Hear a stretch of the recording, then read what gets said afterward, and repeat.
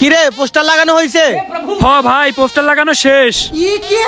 ভাই একটা জিনিস বুঝলাম না, আপনি ওইখানে ওই পোস্টার লাগাইলেন কেন? অশিক্ষিত লোকের জন্য এই দোকানের মিষ্টি ফ্রি কেন দিবেন? আরে ব্যাপারটা তুই বুঝবি না, তুই যদি বুঝতি তাহলে তুই হতি মালিক আর আমি হতাম কর্মচারী। সেইটা না হয় বুঝলাম ভাই, কিন্তু এই এলাকার সব লোকই তো অশিক্ষিত, সবাই এসে তো ফ্রিতে মিষ্টি খেয়ে চলে যাবে, তখন আপনি কি করবেন? দোকানের তো লস হয়ে যাবে। আরে তোর এত কিছু বোঝা লাগবে না, তুই শুধু কাস্টমার আসলে জিনিসের দাম ডাবল বলবে আর বাকিটা আমি দেখতেছি। আচ্ছা ঠিক আছে ভাই। আরে বেটা থাম, আমারে কই নিয়ে যাইতেছিস? আরে বেটা আর বলিস না, বাজারে অশিক্ষিত লোকের জন্য মিষ্টি ফ্রি দিচ্ছে। তো কি হয়েছে? বেটা আমরা কি অশিক্ষিত নাকি? তুই পড়িস জাহাঙ্গীরে আর আমি পড়ি জগন্নাথে। এই বেটা তুই থাম, যেখানেই পড়ি বা না পড়ি সেটা তো আমরা জানি। ও কি জানে তুই কি আমার সাথে ফ্রি মিষ্টি খাবি? খাইলে চল।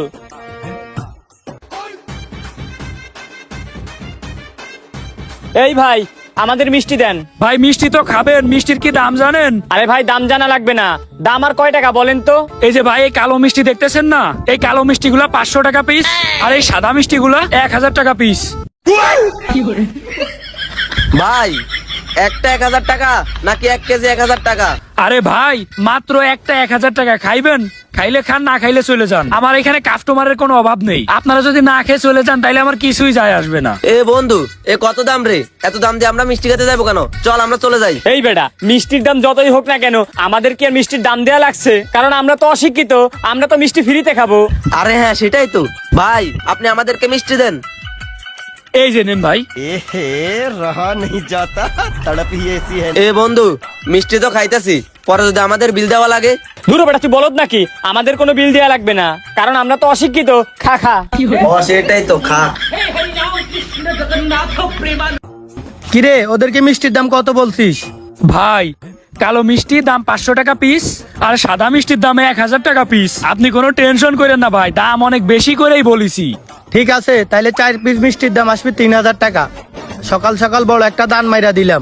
কিন্তু ভাই ওই দুইটা ছেলে তো অশিক্ষিত হইতে পারে, দেখা গেলো মিষ্টি খাওয়ার পরে বলতেছে ভাই আমরা অশিক্ষিত, আমরা বিল দিতে পারবো না, তখন আপনি কি করবেন ভাই?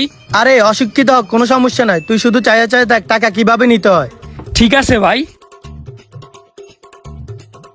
ভাই আপনাদের মিষ্টি খাওয়া শেষ? হ্যাঁ ভাই। তাইলে দেন ভাই, আপনাদের বিলটা দেন।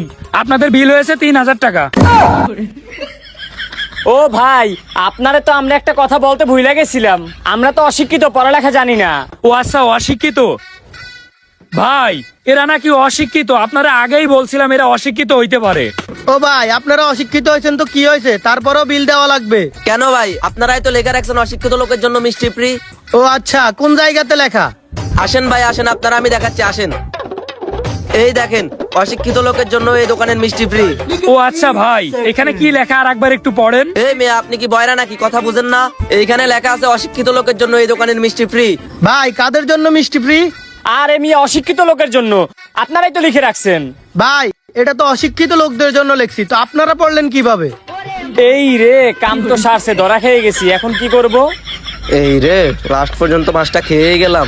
হ সেইটাই তো ভাই, আপনারা অশিক্ষিত হইলে এটা পড়লেন কিভাবে? তাড়াতাড়ি টাকা বের করেন। আরে বন্ধু ফাইসে গেছি, তোর কাছে যা আছে বের কর, আমিও বের করি। তোরা আমি কতবার করে বারণ করেছি এই কাজ করার দরকার নাই, কট খেয়ে যাবি। এখন খাইলাম না কট। 3000 টাকা পাইছি না। ওই মিয়া যান এখান থেকে, যান যান। আরে হালাই দাঁড়াই রইছে কে? আপনি একটা জিনিস ভাই, দেখছ কিভাবে টাকা ইনকাম করতে হয়?